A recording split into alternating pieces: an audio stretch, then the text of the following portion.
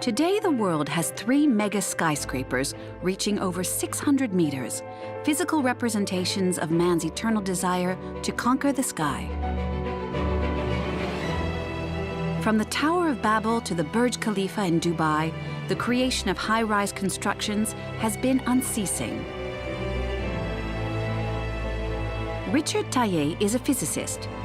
He went around the world to research the subject, asking the expertise of engineers and scientists driven by their desire to reach for the sky.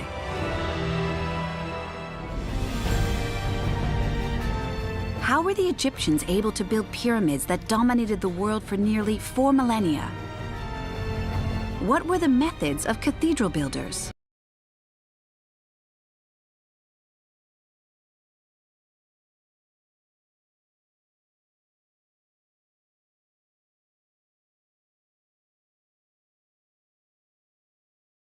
Of those who set out to conquer the sky.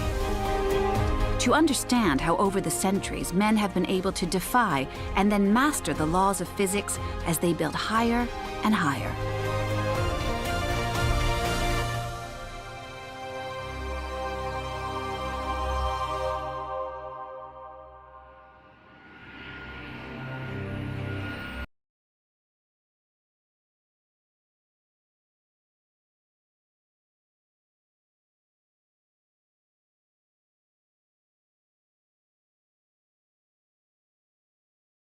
Race for elevation took Richard Taillet to Egypt.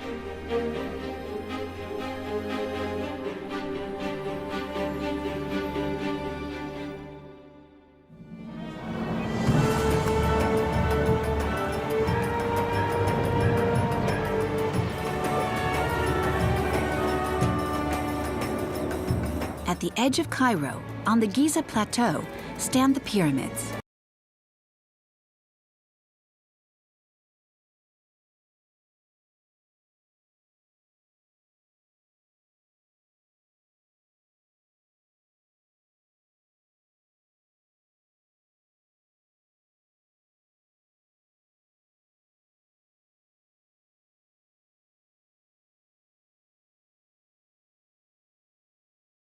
Egyptologists such as Pierre Taillet.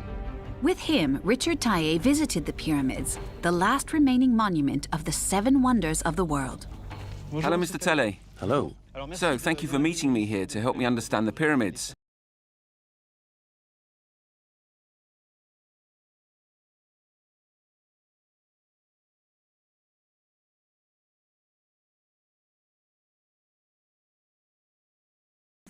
Which is the farthest, then Khafre, and finally the last one, which is much smaller, Menkaure. They were built around 2500 BC. And how tall is the tallest? The tallest, Khufu, is over 146 meters high, a height never reached by any subsequent pyramid. What's really amazing is its steep slope. It must be a 45-degree angle. The Khufu has a 51-degree slope, with a base of 230 meters, so it's very steep. And we're a little bit far away, but even from here, I can see that the blocks are huge. How did they move them? Do we know? The question of the physical construction of these pyramids remains open for debate. Archaeologists believe there were different models of ramps that would have allowed the blocks to be transported. These ramps were used with sleds, so an inclined plane was used to raise the blocks. They're heavy, 2.5 tons on average. Really? And it is estimated that for the largest of these pyramids, Khufu, it would have taken about 2.3 million blocks to build the whole monument. Shall we take a closer look? Of course.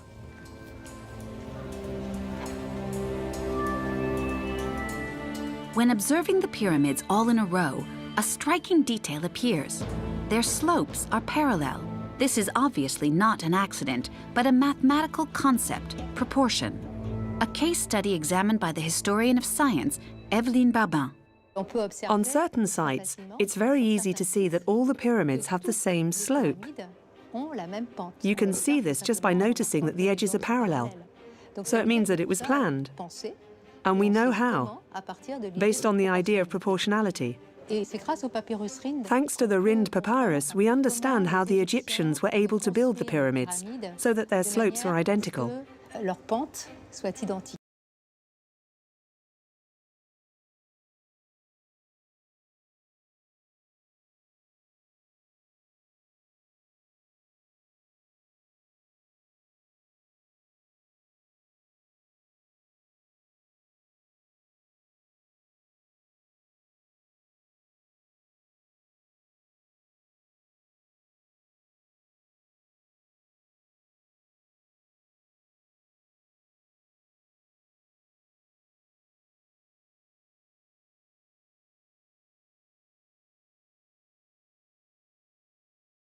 these colossal stone constructions.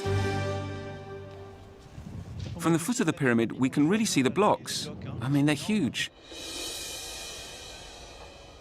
People have an image in their head of armies of slaves working on the pyramids. Is this impression correct? Not really. Certain films have popularized the idea of slave people working on pyramids. Nothing is further from reality. The more documents we find, the more we realize that the work was remarkably well organized by the Egyptian monarchy, and that the workers were craftsmen chosen by the king. They were well fed, well paid, and employed on a yearly basis for their skills. And according to the American archaeologist Mark Lenner, since it took 2.3 million blocks to build the Pyramid of Khufu, we can estimate that they made an average of 350 blocks a day over the 27 years of Khufu's reign.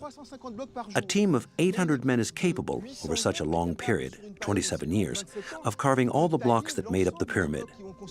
By making these extrapolations, we've concluded that a team of about 5,000 at the most would have been perfectly sufficient to construct the entire building. Okay, that's still quite a large team.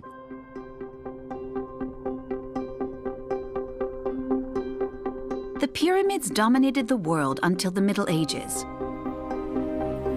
But it was on another continent, in Europe, that the symbolic 150-meter bar would be crossed when church bell towers began reaching for the sky. Around the year 1000, Christianity's development led to an architectural movement with Romanesque art. The desire for height was as much the expression of faith as a show of power.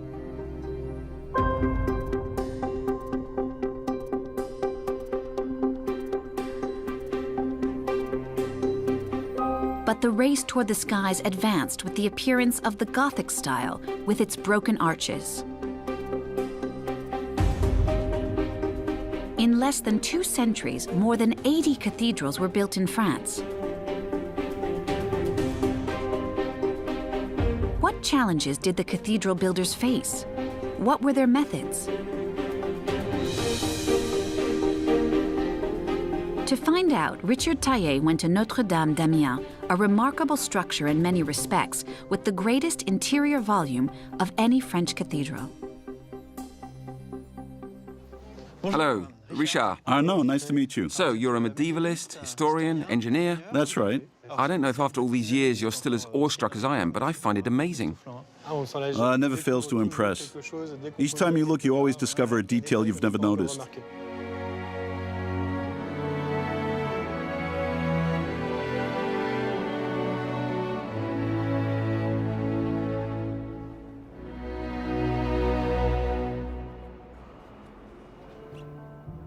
So they started construction around 1220.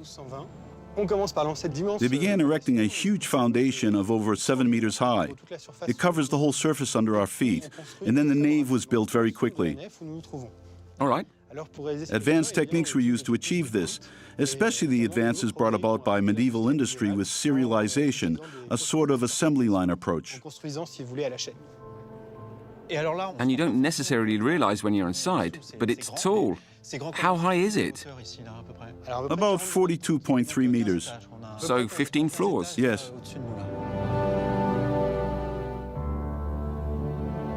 Notre-Dame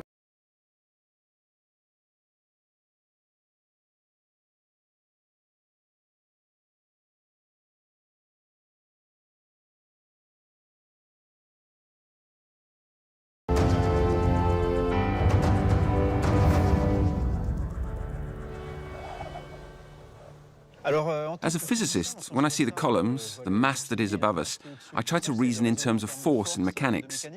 But I imagine that in the 13th century, these notions were not very well known. Exactly what kind of theoretical tools did they have at the time for constructing these cathedrals? In terms of theoretical tools, they didn't have much. Mastery of the compass, the set square, the ruler, very good drafting methods, and the right materials. They used the right stone in the right place. Empirically? Very empirically, just by weighing the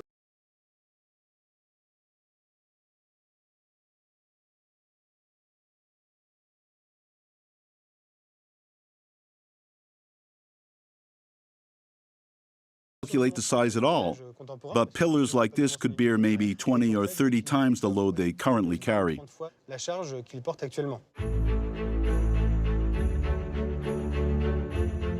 Few or no theoretical tools. As for the construction tools like the plumb line or the arithmetic rope, they remain astonishingly simple in light of the scale and the complexity of these stone constructions. Well, let's try one of these so-called rudimentary tools. We're going to make a right angle with this rope that has 13 knots. 13 knots. We're going to make a triangle with one side, that's 3 units. 1, 2, 3. 4 units here. 1, 2, 3, 4. So if we calculate this on paper using geometry, a triangle with these proportions should have a right angle here. It's the Pythagorean theorem, but the medieval constructors didn't know this theorem. However, they knew that when a triangle has one side that's 3 units, another 4, and another 5, it's a straight line. So that gives us a right angle. And it can also help to make horizontal lines. If the vertical line here is aligned with this side, it means that the bottom is horizontal. Yes. Let's try. I'm a little intimidated. It's my first time using this medieval tool. Here we go. I'm putting it on the surface. And yes, it's horizontal. It's remarkable. So I tested the horizontality of this part of the cathedral. The builders did a good job. We can see that they managed to build something massive and durable using a relatively simple tool. And that 800 years later, with maintenance, it has remained sound. But not all cathedrals have been so lucky.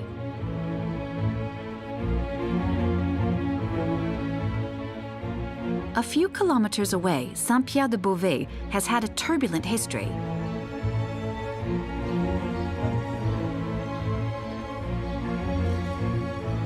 It should have been the highest cathedral in the world, but the builders' plans were foiled by the laws of physics, leaving it unfinished.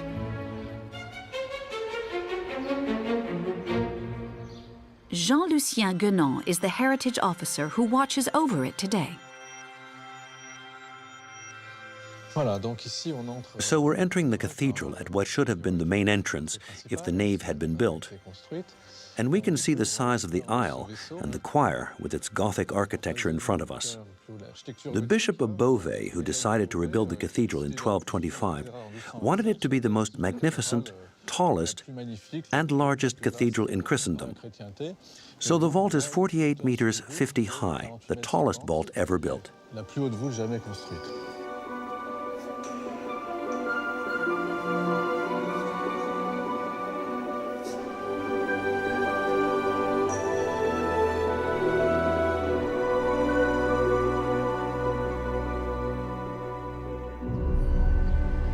At the time, Saint-Pierre-de-Beauvais benefited from advanced technology.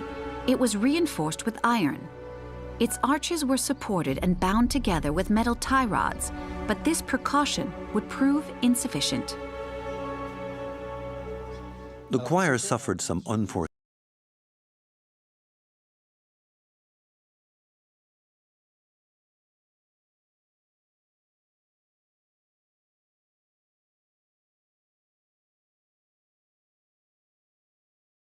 The reconstruction included a new column in each span. And that's why it's a very small space. So 3 new columns were added, in between the 13th century columns. All right. Each arch is therefore divided in 2 and supported by an additional column.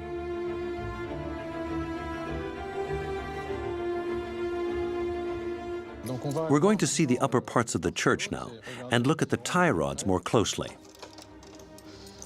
Ah, the stairs are very steep. Here we are.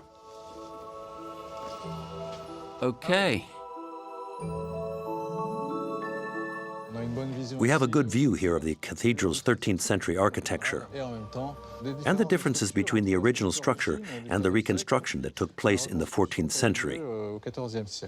So we can see this buttress column that is very streamlined, but has a large surface area for the wind.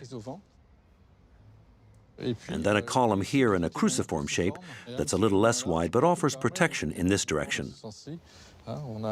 It's really reinforced in all directions. So more solid, less wind vulnerability, more stable. Yes, more stable. And if we move forward, we see the structure of the tie rods. They're iron bars that crisscross. They're iron bars that connect everything so that the structure is held together if there's movement. Okay, it keeps everything in place. The continuity of the chain is the important thing. One wouldn't be enough.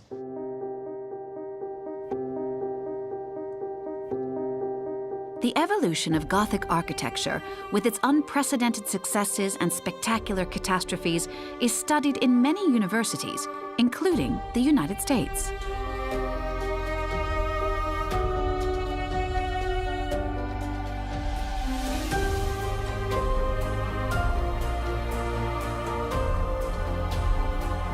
Richard Taille headed to New York.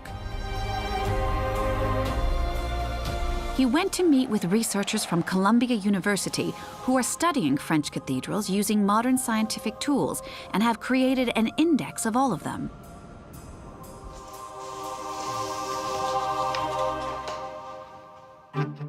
Stephen Murray and Rory O'Neill have developed digital tools to better understand Gothic architecture, first off with a huge database called Mapping Gothic. What's particularly interesting is here that it's arranged by nave height, but we can also arrange by approximate construction start. So here, Okay, this shows the height. So here we are in the year 1000. One can look at the heights of building changing, and you don't see a huge amount of difference in them. The great breakthrough of all the cathedrals is Notre-Dame de Paris, and it was the first building in Northern Europe that goes beyond 100 feet in height. Amiens, 1220, and here comes Beauvais, 1225. Why did it happen at that particular moment? I would suggest the answer is not simple. And what you're dealing with is a period when the clergy, the bishop, are receiving huge amounts of money from agrarian production and industrial production in the cities and mercantile exchange.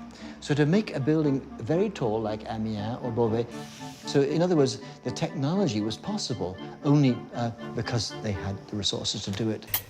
To experience in real time the challenges of the cathedral builders, Rory O'Neill developed a digital simulation, a sort of scientific construction game. Yeah, the relevance here is to build an appreciation, an intuitive sense of what the builders were challenged with. They wouldn't be sure of how the blocks would behave until they put them up there. And so we can put them up there more quickly in this simulation because each block is behaving as it would. So we have the ability to vary the sizes of the blocks and their configuration in real time. As we try to make this structure taller, we've got the same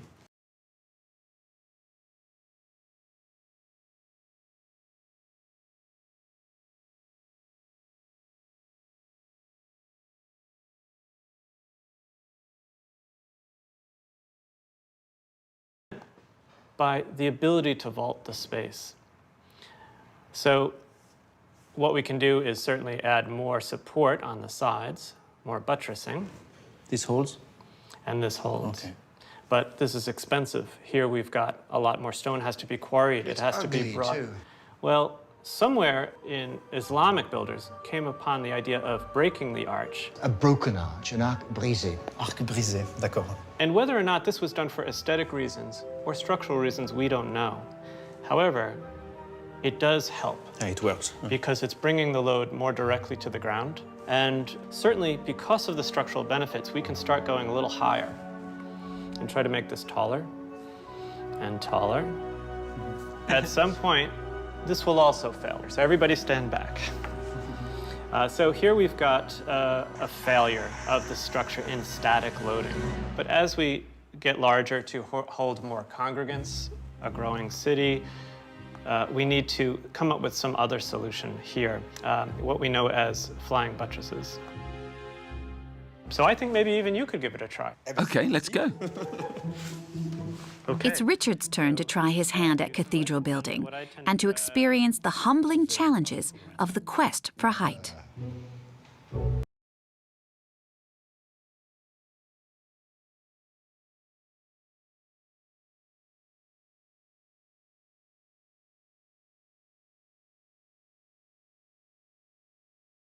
Engineers today are still learning from these masonry structures because their simulations are not as accurate as the buildings themselves. So for the most part, seismic engineers are looking at these medieval masonry buildings to learn how to build better today.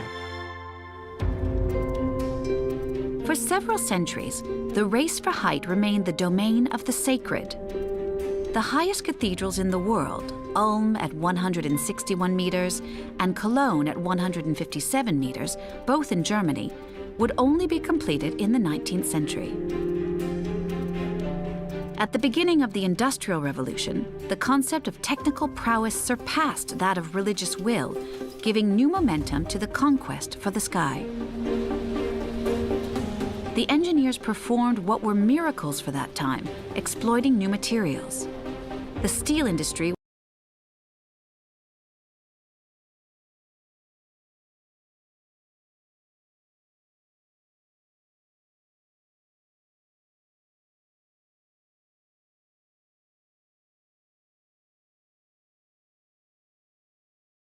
In 1871, Chicago was a prosperous city of nearly 1 million inhabitants when what was later called the Great Fire broke out. From October 8th to 10th, flames ravaged the wooden buildings of nearly the entire city. 300 people were killed and 100,000 left homeless.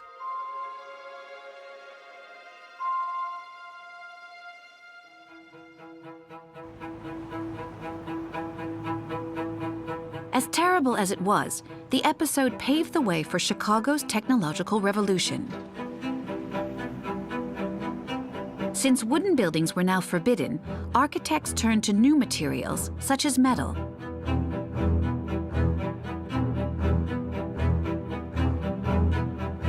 And so the first skyscraper was born, the Home Insurance Building, designed by the architect William LeBaron Jenney.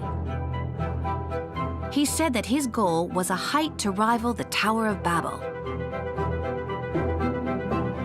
But apart from the height, it was the construction technique that was truly innovative. In traditional masonry, the load of the structure is supported by the walls. The more height, the greater the forces that are exerted. Hence the need to build thick walls.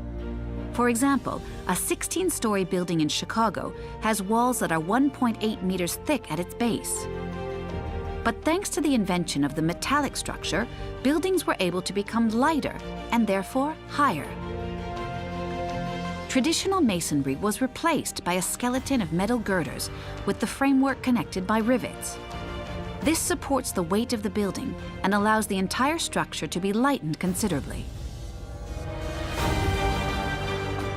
Thanks to this new technique, man would be able to set new records in its conquest of height. There was much new terrain to conquer, and soon a rivalry began in the United States.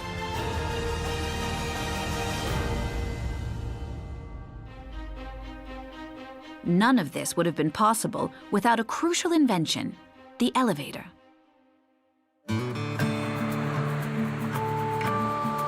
Elisha Otis, an engineer, made the discovery around 1850. Here it is, the test tower. To find out just how revolutionary his methods were, Richard Taillet went to the Otis Research Center in Connecticut, 28th floor. where he had a historical experience. Welcome. Bienvenue. Bonjour, merci. Richard.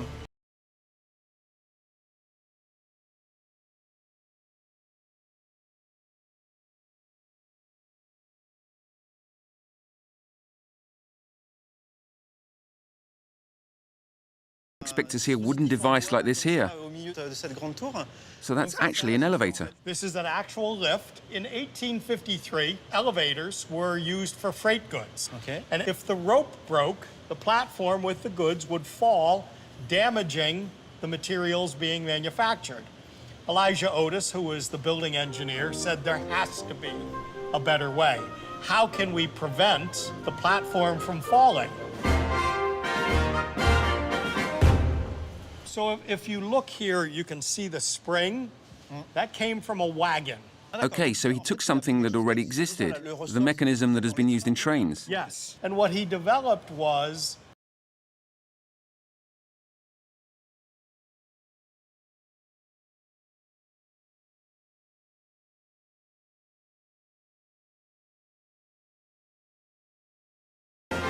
Here? there you go. Okay. So let's raise the platform. Right, so that's pulled these two in.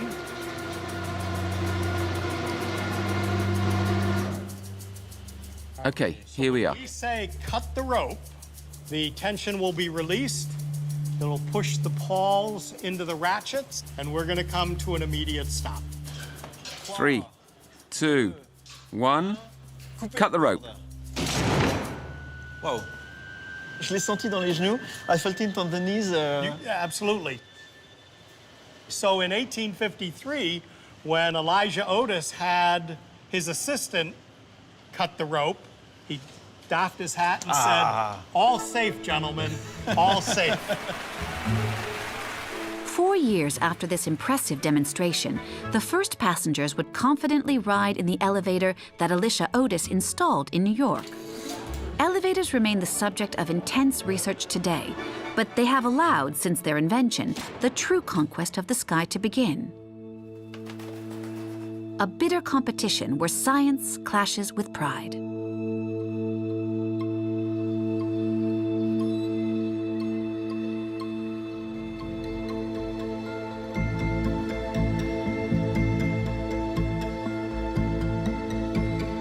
Five years before the World's Fair, which was to mark the centenary of the French Revolution, Gustave Eiffel and his engineers had the idea for a 300-meter tower that would represent the country's rediscovered power and demonstrate its technical prowess.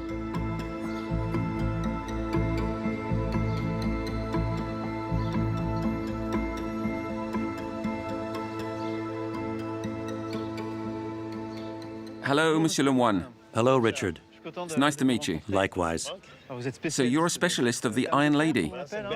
Here's this beautiful tower shining under a blue sky on this clear and sunny day, which brings out its graphic lines, its lightness. The structure is 300 meters high, making it the tallest building in the world when it was built in 1889. It was really a visible marker of the technical and scientific accomplishment of the 19th century. And how was the Eiffel Tower designed?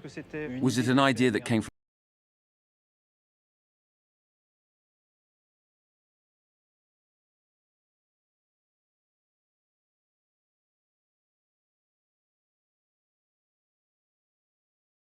based on the bridge columns that the company already knew how to build. This would, of course, be both a highlight of the Universal Exhibition of 1889 and also the great achievement of his career.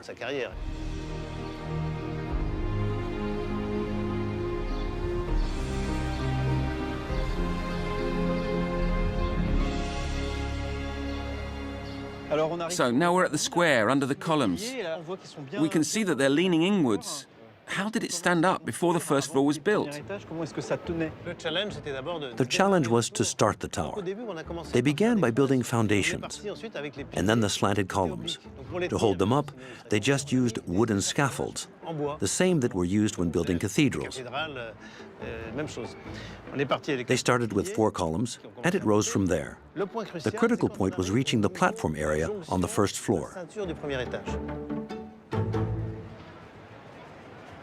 We shouldn't forget that they were assembling sheets of metal pierced with holes, which had to be adjusted precisely before putting in the nails, down to the millimeter. From there, it was a kind of giant meccano that could be gradually assembled.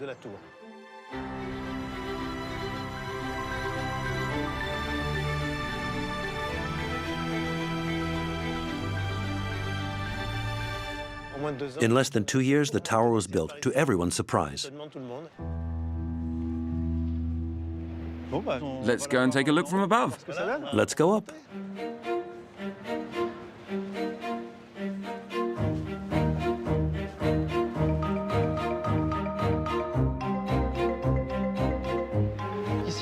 Here we see the structure really well.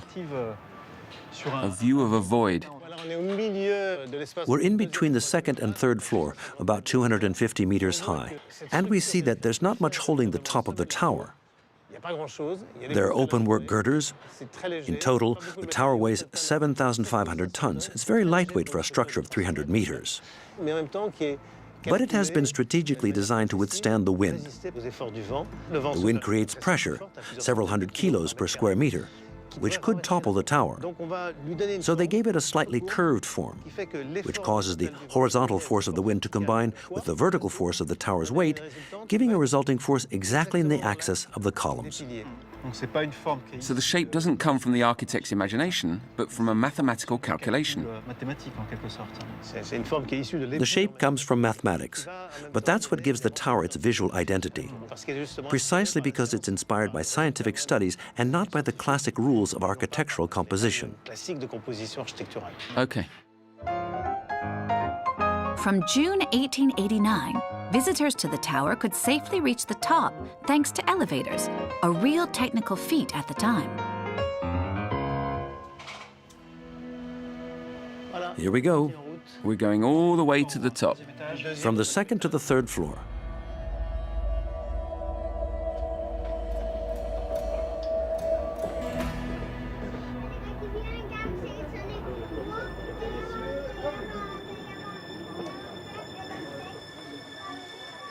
We have an incredible panoramic view from here. To 40 kilometers away, it is stunning. So in 1889, Parisians could come here and see the very same view. For the first time, they had the chance to go up 300 meters in the sky, and it was a real novelty. And it wasn't just a small group of people who came, but 2 million people. And they weren't afraid to climb to the top of this great iron tower? It was a very unusual opportunity. They weren't familiar with mountains or altitude. A lot of people must have had vertigo, but it was also perhaps a way of warding off their fear, saying to themselves, I'm 300 meters high and I'm safe on this small platform. It showed that one believed in the idea of progress, which was strongly valued at the time by all of the citizens. In any case, I feel safe on this platform. No problem. I'm not afraid of falling.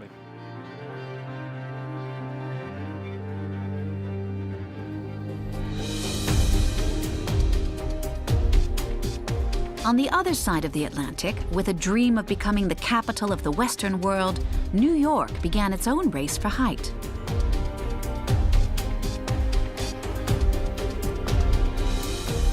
It started in 1894 with the Manhattan Life Insurance Building at 100 meters high, the first real New York skyscraper in a long series that continues to this day.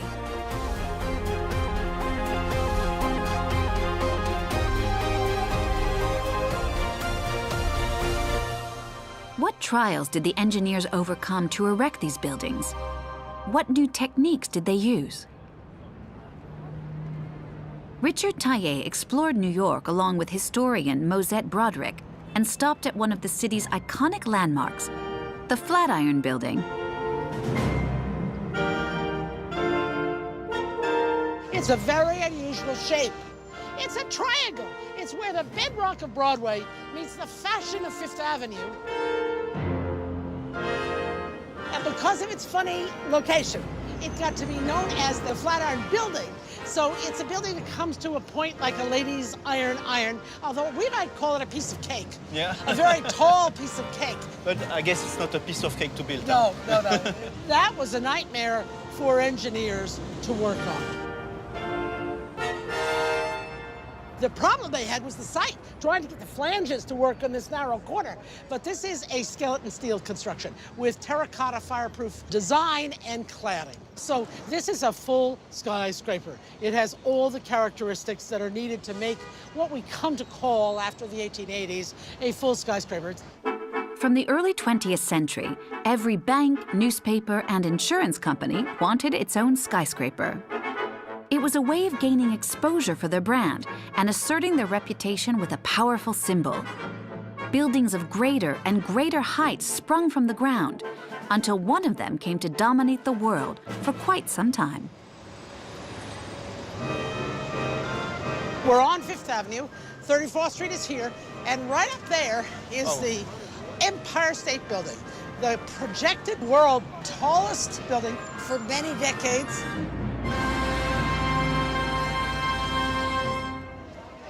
Wow, what a beautiful lobby. And what about this picture here? Oh, this is wonderful. A big image of the building itself. There it is. A building that sets back under the zoning law of 1916 in a very dramatic fashion. In 1916, after 20 years of people arguing about how big these buildings are, New York City passed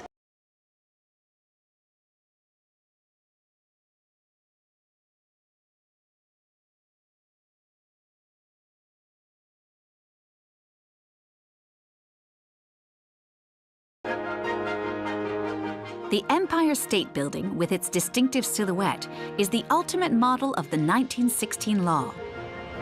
And it was built at the frantic pace of 4.5 floors per week.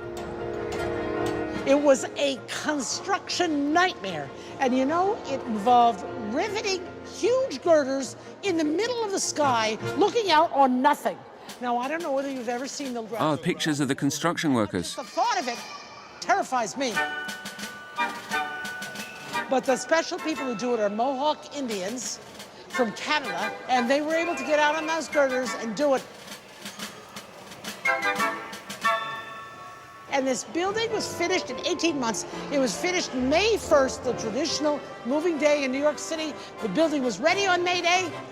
1931, the building flopped. That initial commercial failure did not, however, prevent the 381-meter-high Empire State Building from remaining the tallest skyscraper in the world for 4 decades.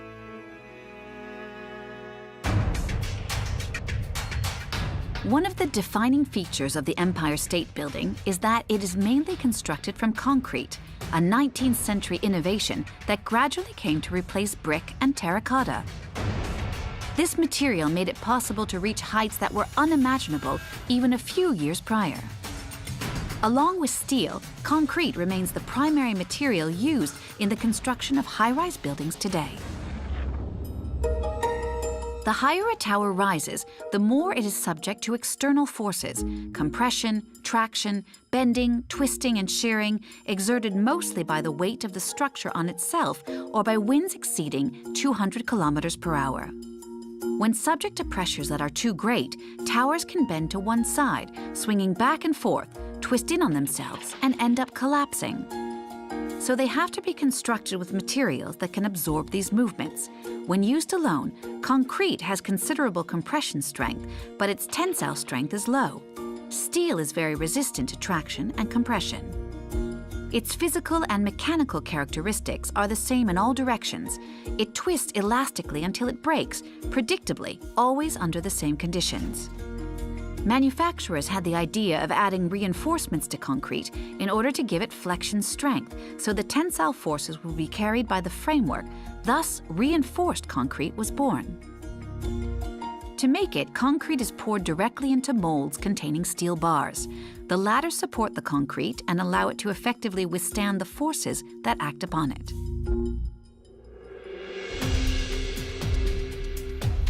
Thanks to the advances made in the strength of concrete and also lighter materials and increasingly efficient engineering, the race for height gained new momentum in the 60s.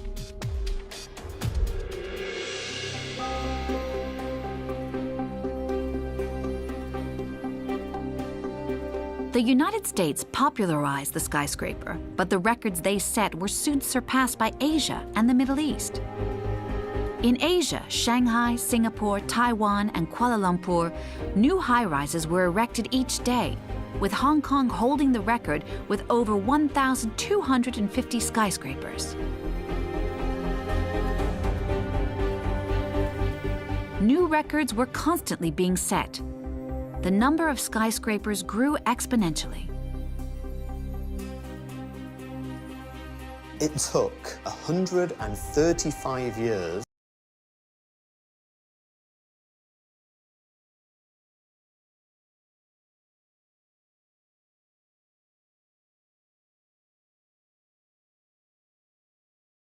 absolutely rapid and massive. However, we were seeing such extremes of height that super tall no longer caught the essence of the extreme heights that we were seeing being proposed. So that's why we introduced the term megatall, which is 600 meters and above. And right now there are 3 megatall buildings complete around the world.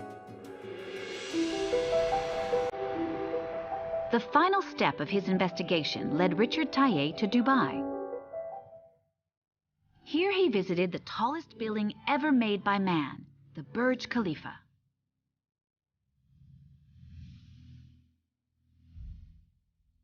"828 meters of concrete, steel, and glass, built in just 6 years.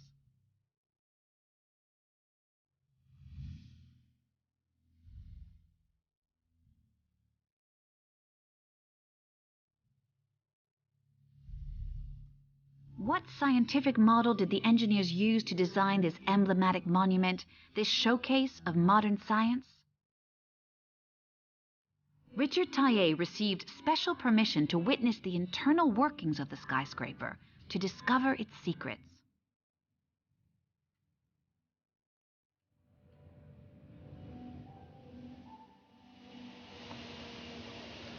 Hello, Mr. Naguib. I'm very pleased to meet you and I have a lot of questions for you. Obviously, in such a large structure, I'd imagine that the elevators must play a very important role. Definitely, Richard. We have elevator, which is the highest travel in the world, 504 meter traveling. Okay. So let's have this great, unique experience traveling at 10 meters per second. Okay. Please be my guest.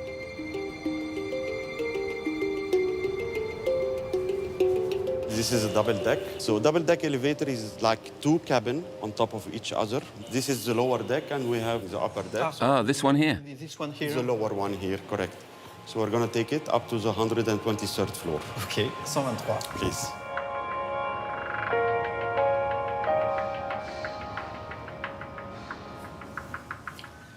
There are 2 buttons. Yeah, so now closing button. 123rd floor. Correct. So we've been traveling around 442 meters. I can feel the acceleration now. Yes, and the total travel takes around a minute until you reach for 442 meters. D'accord.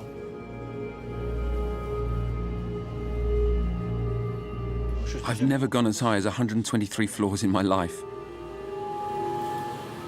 Please, on the right hand side. Thank you. It took less than 1 minute to reach an altitude of 460 meters.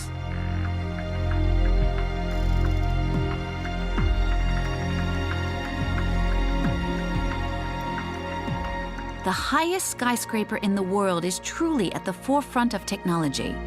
It is permanently under surveillance from an underground control room that Richard Taillé visited. This is the brain of our building. The brain, okay, le cerveau. From here, we get to manage and control and overlook all the operation of our equipment within Burj Khalifa. All the systems that we have in Burj Khalifa are linked to these screens. Power supply, air conditioning, the structure's movements. A close eye is kept on every element.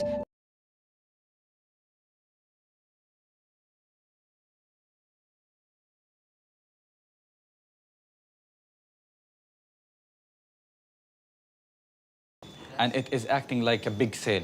And we need to always monitor its movement. So what you see here is the actual building movement as we speak now. As a physicist, I'm interested because I see acceleration marked here.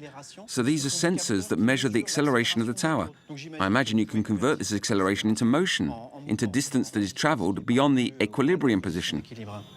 Yes, the system has the capability to convert this into millimeters. Currently, although it's a bit windy outside, you can see there is a spikes here, and that is in microns, so it is hardly moving a portion of a millimeter. It is that the building is that stable. Due to wind, the building can tolerate a building movement to approximately 2 meters to any direction. Building a skyscraper over 800 meters high that can guarantee the comfort and safety of its occupants is a technological achievement. Its designers had to find solutions to problems that up to that point had only been theoretical. When you're designing these very tall towers, the main load you have to contend with is wind. It's not dead load, which is the weight of the building. It's not live load, which is the load of the people in the building and the furniture they put in. People don't realize is when wind goes past an object, and if that pulsing matches the natural harmonics of the building, you get quite large forces. One of our goals of shaping the building was to get the shape which confuses the wind. And the shape of the building, at the bottom, you'll be going into 2 wings, and by the time you get to the top, it morphs into a nose, like the front of a boat. And through this shaping, the wind forces went way, way, way down. The unique layout of the Burj Khalifa allows it to divert wind. But in structures with more classical shapes, there is another way to resist movement, even from earthquakes. To limit oscillation, these skyscrapers have dampers whose principle is simple. It's a mass that moves mechanically to the frequency of the tower with a certain time delay, thus helping to stabilize the building. There are different kinds of dampers. Some are made from an enormous concrete block which must weigh at least 1/100th the mass of the building, placed at the top of the tower on a layer of oil and connected to the walls by springs. The mass follows the movement of the building, but with a delay due to the oil. In the case of the Comcast Center in Philadelphia, there is a hydraulic damper containing 1,100 tons of water that moves from one reservoir to another thanks to a motion sensor. But one of the most surprising dampers is found at Taipei 101 in Taiwan, a 508-meter-high tower located in a seismic zone. It's a gigantic steel pendulum measuring 5.5 meters in diameter, weighing 660 tons, which can sway up to 1.5 meters, reducing the building's oscillation by 40%. The wind was not the only difficulty the Burj Khalifa had to overcome. With construction projects of this scope, even when they're extremely well thought out, there are always surprises in store. And the most unexpected sprung from an unlikely source, the building's own backers. The initial design was only 10 meters taller than the world's tallest building at the time, so it was only 518 meters tall. But during the design process, it grew by 310 meters. The structure was already up at 35 floors. The Emaar management heard that some other developers in the area were going to build another tower that was going to be higher than 700 meters. So everything was kept very quiet, but they instructed us to raise the tower height to 820 meters. So we all came to the conclusion, yes, we can increase it to 820 meters. So the design was changed, and from that period, we went on and finished the tower at 820 meters.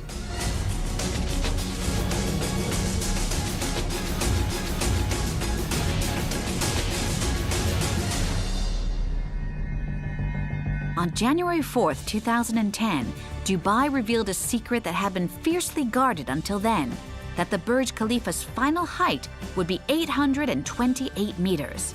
They celebrated the achievement with a spectacular inauguration. Everybody involved was very proud, and I can say, a large measure of relief. Yeah, it's like, there's a big burden taken off your shoulders. You can say, wow, I can relax now it's finished.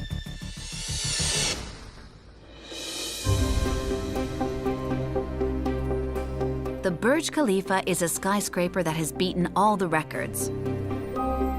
But if it holds the title of highest building in the world for the moment, this will no doubt one day be stolen by another building.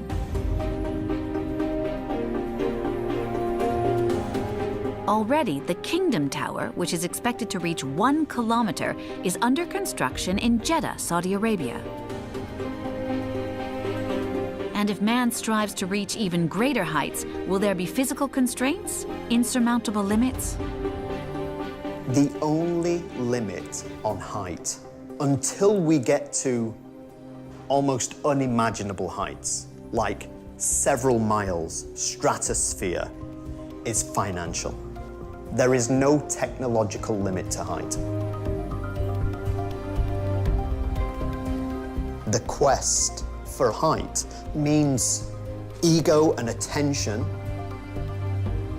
Mankind has this desire to go to the next level, to push the limit. And the quest for the world's tallest building has always been a part of that. When you go hiking, you want to go to the top of the hill to see what's on the other side, you know? You're walking down the street, you want to see what's around the corner. And so this desire to go high is just, it's somehow, it's in our mythology, it's in our culture. I mean, why go climb a mountain? Well, we do. It's just part of being human. At the end of his journey through space and time, tracing the footsteps of those who set out to conquer height, Richard Taillé wonders. Since, over the centuries, science and engineering have allowed us to constantly push the boundaries of what's physically possible, will nothing be able to limit man's eternal longing to reach for the sky?